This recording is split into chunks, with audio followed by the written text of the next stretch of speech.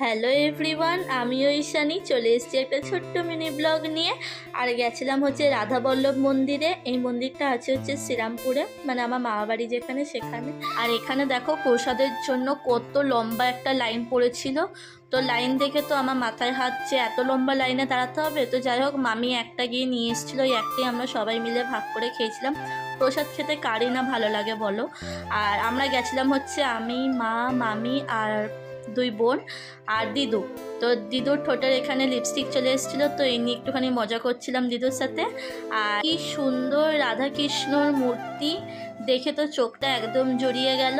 আর আমি বুট পরে গেছিলাম বলে আমি মন্দিরের ভেতরে ঢুকতে পারিনি, কারণ বুট খুলবো যাব, এই কারণে আমাকে সবাই তো খুবই বকাবকি করলো। যাই হোক, পরের বারে গিয়ে খুব ভালো করে দর্শন করে আসবো। তো চলো, ভিডিওটাও এন্ড করলাম। ভালো লাগলে like, comment, share and subscribe করে দিও। দেখাবে নতুন ভিডিওতে। টাটা।